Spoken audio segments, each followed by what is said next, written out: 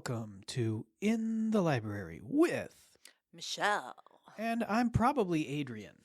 And we're coming at you from the middle of April. Yeah? We are. It's the 16th today. So Yeah, it for is. tax day. So it is. Taxes are over. Did you file your taxes? I did. Why? I know. Trust me, if I didn't have to, I probably wouldn't. But it is the law. Yeah. Yeah, that is what they say, isn't it? That's okay. So it is the middle of Poetry Month. Yeah? Yeah. We're having a poetry contest too, right? I believe so. Yeah, I believe the library is having a poetry contest. So look on mymcls.com for information on how you can get entered for your poetry expertise. Have you ever written a poem? I do a lot of writing in general, and I do like to write poetry. Oh, yeah. I've been doing that since I was a kid. Yeah. Do you have a favorite poet? I do like Shel Silverstein. Mm-hmm. Just from my own childhood and even into adulthood. He would probably be the one I would say. How about you? I think Dr. Seuss is right about my level. So Yeah, I agree. that's, So we are here to, it's very wet out. It has not stopped raining. Yeah. I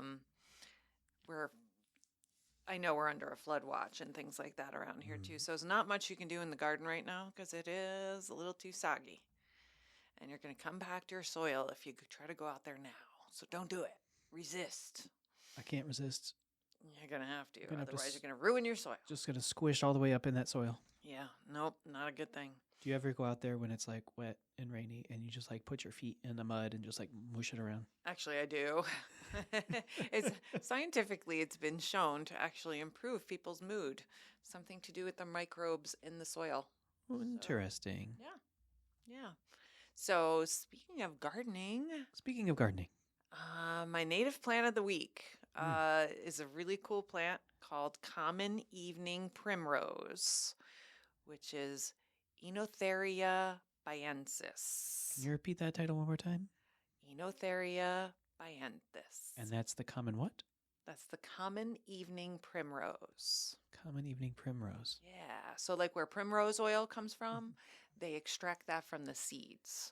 So this is a super cool plant. It is native around us. It's native throughout much of the country. It is a biennial, which means that the first year you plant it, you're supposed to only get your greenery. And then the second year is when you get flowers. But I'll tell you, that doesn't really fly because last year was the first year I sowed it in the winter. I sowed it in January, and I had flowers the first year. So, and they're already coming back. So maybe you did it wrong. Maybe I did it right. Maybe I did it right. So these are really, really cool plants. And evening primrose, the flowers open up at night. So it's really good for our nighttime pollinators, like the really cool primrose moth. It is pink. It's a really cool moth. I have not seen one, but they are in Michigan. Hawk moths. And any evening pollinators can come around. And they look beautiful at night because I do wander around in the garden at night with my cup of tea or whatever and check on my plants. And this last summer when I went out there and I was like, this is so cool looking at this bright yellow flower and all these pollinators. So it's a cool plant. It gets up to 6 feet tall. It blooms from June through October. Here's a warning. Okay, it seeds very readily. Okay, it can seed everywhere on you, so just beware. It is considered a noxious weed in certain parts of the country, not here, but in certain parts of the country. And the whole plant can be used: the roots, the flowers, the seeds, the leaves, all of it. It is known as an antioxidant, anti-inflammatory, and has anti-itching properties. That's for the oil, if you extract the oil. And then Native Americans actually historically used the plant to heal wounds, reduce skin inflammation, and to treat bruises. So it's a healing plant. So something that I think if somebody puts it in their garden, they would be really excited because it's a cool plant. So I have a question. Oh boy, here we go. So primrose, right? Yep. Is it like the overly formal, like stuffy cousin of a rose? No, I don't believe they're in the same family. I see. They're prim, but not that prim. Gotcha. Oh, and another name for it, though, that you brought that up, it is also known as the King's Cure-All.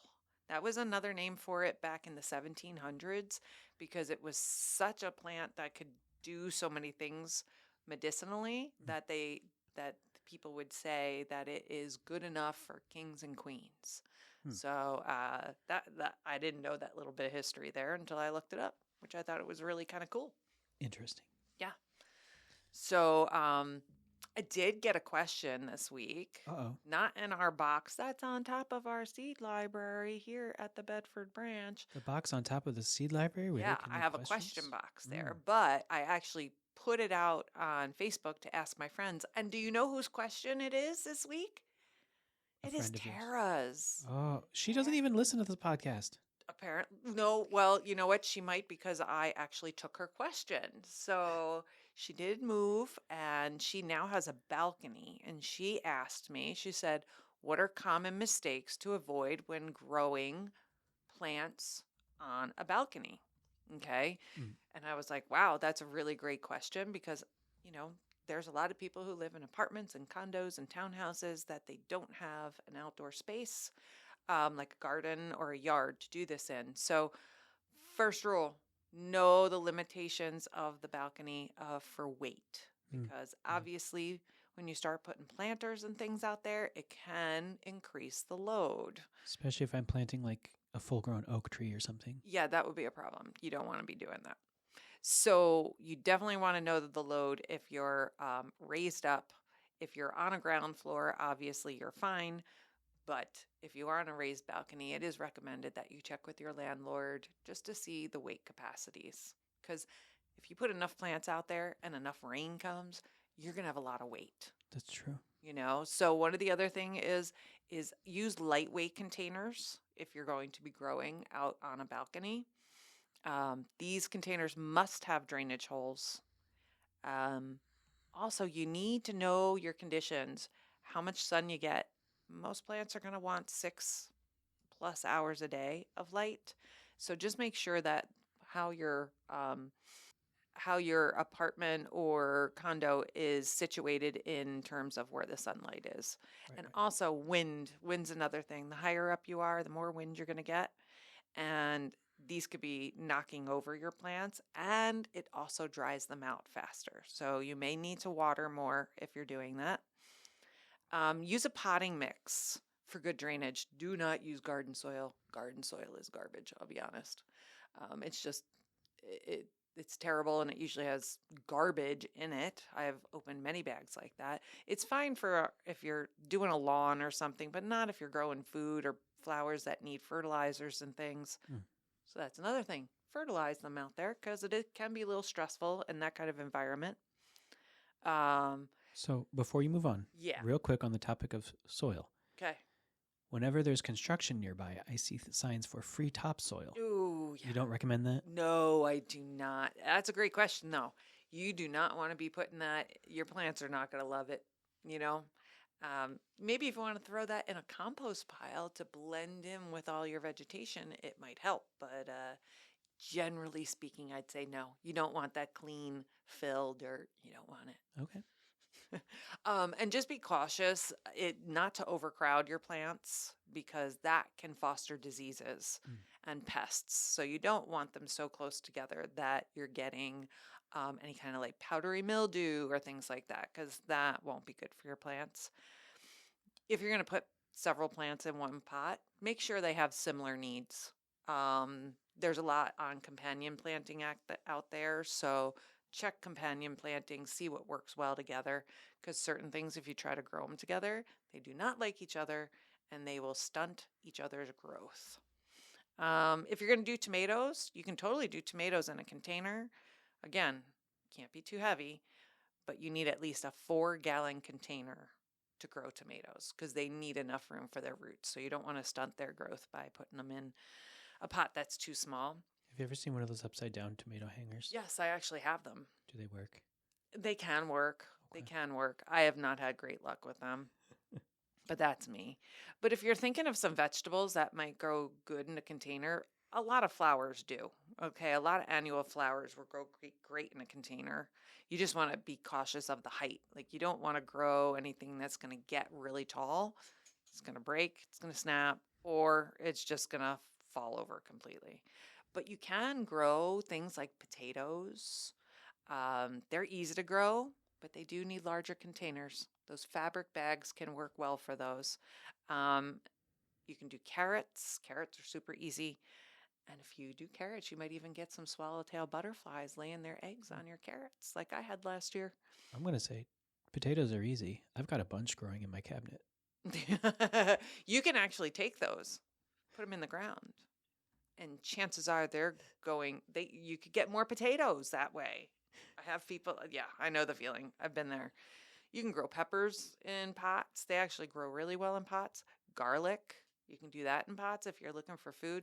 Any kind of like romaine lettuces, kales, you can do herbs. A lot of that stuff does great in pots. So you mentioned companion planting, and you have to make sure they're compatible. So no cacti next to my water lilies. No, they would definitely not be a match. Correct. You want the same light conditions, same soil conditions.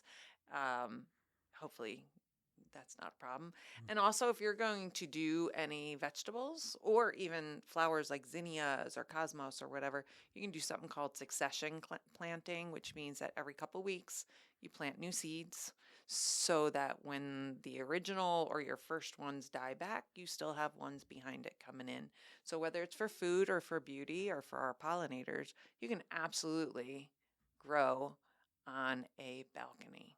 So great question, Tara. Hey, we miss you, girl. Who is she again? Adrian says you don't listen. I think you do. She never pronounced algorithm in our comment section. Oh, she did not. I told you. Oh, well, maybe she will this time, especially if I tell her that we used her question. I think it was spell algorithm. I think that's what it was. Asked her to spell it. Spell algorithm. So that's my research this week on some garden stuff. Yeah, so that was fun. I learned some stuff. I didn't know that evening primrose was known the king's cure-all. I didn't know it had all those medicinal properties either. I grew it because it looked cool. Yeah, that's why. Fascinating. So that's it for our garden stuff for today. What do you got? What are you doing art-wise, man? Well, it's national poetry month. God. Yeah. Yeah. So what did you do? Did you do art and poetry? I did a haiku. Oh, that's right. Oh, goody. I can't wait to hear your really bad haiku. First of all, rude. You said it was not going to be good. You said it last week. I'm just repeating. Okay. So, silent halls of old, whispers live between the shelves, worlds within the ink. A haiku. You seriously wrote that? Should I not have? No, that's actually really good. Oh, thank you. I appreciate the total lack of confidence. You said it was going to be bad. I didn't say that. Everything I do is bad. Oh, whatever. No, that's actually really good. That's impressive. Well, thank you. You're welcome. I think I counted the syllables right. I could be off by one. Don't worry about it. Yeah, I didn't count those. Don't worry about it. It's 5, 7, and 5, right? I believe so, yes. I used to teach haiku. Can you tell how much I remember? What does haiku mean? I don't know. I thought you would have known that by now. Considering I know what it sounds like. You wrote one. So, like, okay, so this, I know nothing about it, but I know my internal definition is wrong. What's your internal definition? So, hai is the Japanese word for yes, and ku is the Japanese word for either 9 or suffering. Oh. So, okay. Okay, so what does it mean for real? Okay, so the first symbol translates to haiku, and the second syllable translates to. I love that when I put it in and it's like, oh yeah, that's haiku. Sentence. Yeah, I'm just finding definitions for it. Apparently it means haiku sentence. So that's what. So yes, it is unrhymed lines of 5, 7, and 5 syllables. And haiku often features an image or a pair of images meant to depict the essence of a specific moment in time. I haven't counted your syllables yet, but I'll tell you, I think yours hits the mark. Fantastic. I do. I appreciate it. Thank you. It says, I'm reading on Poetry Foundation. It says the form originates from the Japanese hoku, or the opening section of a longer ranga sequence. And I have no idea what that means. Japanese form composed of a series of half tanga written. So this is neither here nor there, but have you ever heard of rakugo? No, I have not. Rakugo is a style of Japanese theater. It literally translates to dropped word. And it is an entire one-person performance of poetry and wordplay and puns. And the whole thing is just one big, long, non sequitur. It is so hard to watch. How many hours have you watched it? Probably a lot. That's not important. See? That's what happens when you do research. You fall down those rabbit holes. I fell in a rabbit hole once. I used to raise rabbits. I don't know if that counts. Anyway, let's see. Okay, for art this week, I am encouraging all of our listeners, since it is National Poetry Month, to please write a poem and leave it in the comment section down below, or go ahead and slip it into the Ask Michelle box back on top of the seed library at the Bedford Branch Library. You could. We'll put those up on the screen here and read some of them and give you some exposure. How about that? That would be cool. That would be cool. Let's see if we can get anybody. If not, I'll harass the staff. Oh, well, they're always down for that. Are they? I don't think they are. But I think they are. We'll do it anyway. Should we talk about what's going on at your local library? Yeah, we can do that. There's a lot going on. Did I give you any flyers? I took flyers from you. I have so many flyers. You do. I had 3, and then I picked up a 4th one only because I wanted to talk about the one we're having this weekend, Molly and I. Mm-hmm. And this is really her baby. She has come up with this whole thing, and it is on Sunday, April 19th from 2 to 4 p.m. It is how to build a dead hedge. Dead hedge. Yeah. So a lot of people are like, well, what is a dead hedge? Well, if you've ever seen our Monarch way stations out front, Molly built a fence around it using invasive species from our backwoods. We cut those down, and then she built a fence around it to help protect our plants and our creatures. And it's the coolest thing. I get more questions about that dead hedge up there than I do about anything else. I could be like, hey, we have 10 beautiful caterpillars today. Can you find them? People will be like, that fence is really cool. What is that fence? So Molly is doing this workshop because it is very cool, and you can do it with materials from your own yard, and it's free. I'm actually going to be building one around my compost heap. So I thought it was such a great idea that I am going to build my own. So yeah, how to build a dead hedge. Come on out with us. Bring your gloves. We're going to teach you from the beginning to the end. I'll be honest. I think I did 5 minutes on that fence last year, and then I couldn't do it anymore. I was like, Molly, it's all you, girl. So I was just trying to grow hedges, and I ended up with dead hedges. Well, yeah, that could be it too. But yeah, these are super cool and easy and free. Free. Yeah. All right. Coming up Saturday, May 9th, 2026, from 1 to 3:30 p.m., the Bedford Branch Library is pleased to present Cricut for Beginners.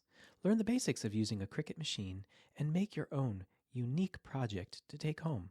All materials are provided. Computer knowledge is required. Space is limited. Please register online. Do you know how to use a Cricut?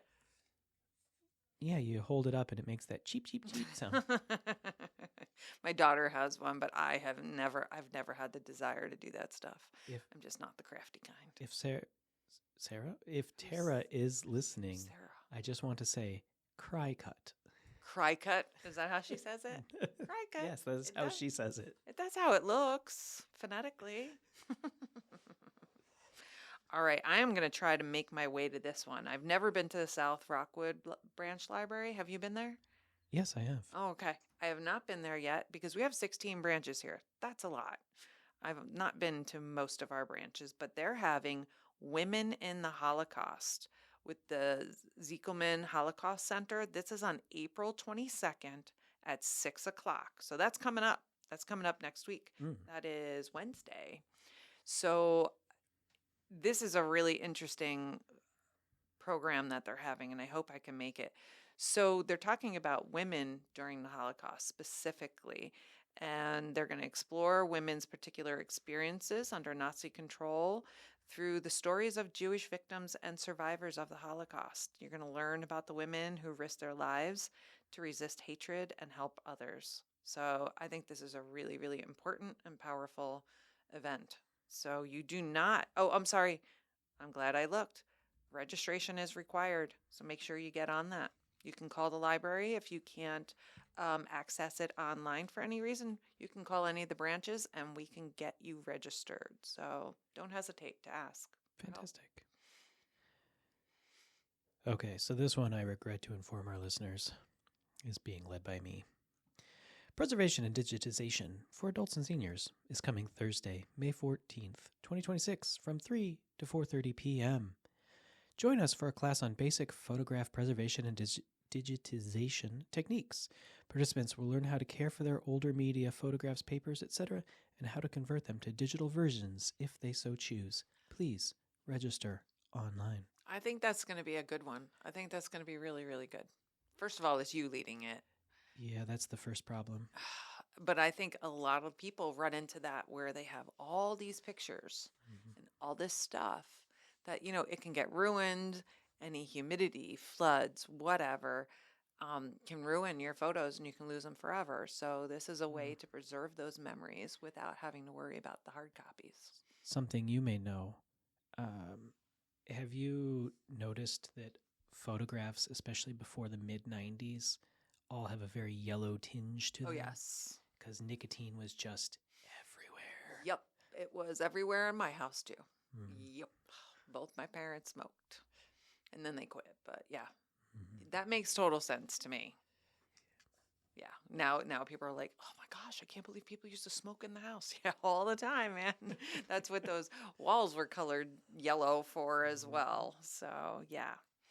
At our Newport Branch Library, another one I have not been to, is a hometown author visit on April 23rd, and that's at 6:30 p.m. So join us in welcoming Michigan author Alexis Cavins, reading her newly published book. Mrs. Cavins' book is Ripples on 6 Mile Lake, and it's in honor of her dad. So, I love that. I love that already. So she's a graduate of Jefferson High School and St. Charles Borromeo Catholic Academy. So a light reception will take place in her honor. That's super cool.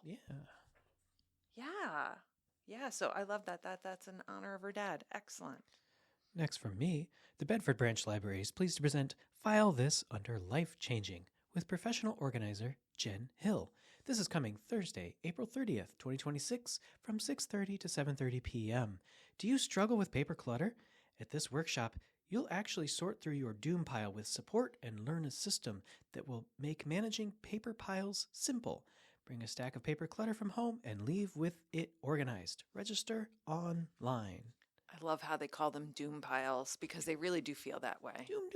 Yeah, when I've gotten a lot better through the years, but I used to be terrible. And the only reason I've gotten better is because so many things are electronic now. Hey, what? It's okay. You're still terrible. I am terrible. I swear. Like there is a doom pile and you look at that and you're like, oh, I don't want to handle that right now. And then it just keeps getting bigger and it gets really overwhelming. And if you're like me, you can get overwhelmed really Just put a screen in front of it. Just hide it away and pretend like it's not there. That's what I generally do.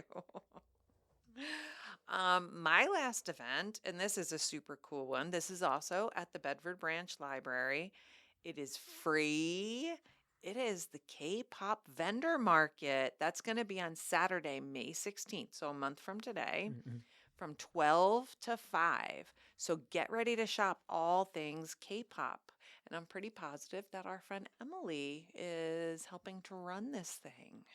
She's a little bit into the K-pop scene. Just a tad, Just but a I'm glad she is, because I have no idea about it, but she certainly does, and I know her events are busy. If you've never done it, do be sure to ask her about her stance on the K-pop Demon Hunters. Oh, so this is for all ages. Anybody can come to this. You do not need to register. The event is made possible by the Friends of the Bedford Branch Library. So thanks again to our friends who do wonderful things. All right, I got one more, and I'm going to hand Michelle one more after that. Okay. So I'm going to read this one because this one's me, and this is coming up very soon here. So, the Bedford Branch Library is pleased to present Musical Bingo 1960s. That'll be on April 23rd from 6 to 7 p.m. Get ready for a far-out time as we travel back to the 1960s. We're playing Musical Bingo. We'll play clips of iconic 1960s hits. You listen and mark them on your bingo card. This event is brought to you by the Friends of the Bedford Branch Library, and we do request that you register online. He's not going to have Beatles songs. Oh, Apparently. I am, unfortunately. You are? Well, then think of me every time one comes up, because I'm wearing my Beatles shirt today just to anger him a tad. That doesn't actually anger me. I just too don't bad. care for their music. I didn't want to read this one, but I will read this one because it's just going to make me hungry, even though I don't really eat meat anymore. But it's barbecue with Lake House Bakery. This is Wednesday, May 6th at 6 o'clock. This is also at South Rockwood Branch Library. You do need to register for this one. So again, go online or call us and we can help you out. So we have Keegan Rogers from the Lake House Bakery will be here to share the art of barbecuing. He will discuss the difference between grilling, barbecuing, history, equipment, meats, all kinds of barbecue sauce, and basic overview of how to do it.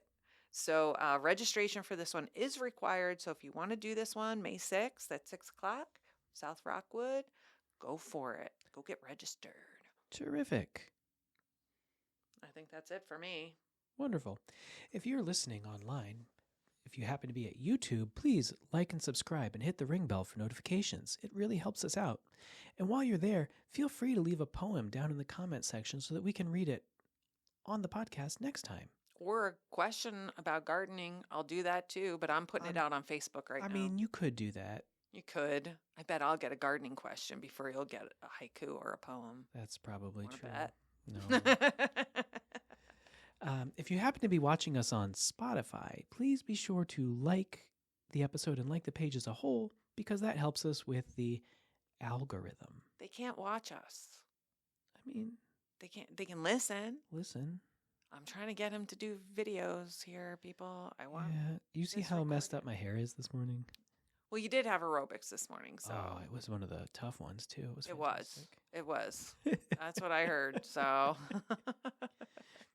We didn't announce that, but if you're in the area and want to stop by for Thursday morning aerobics, we meet every Thursday at 9 a.m. how many people did you have today? You had a lot. 12. 12.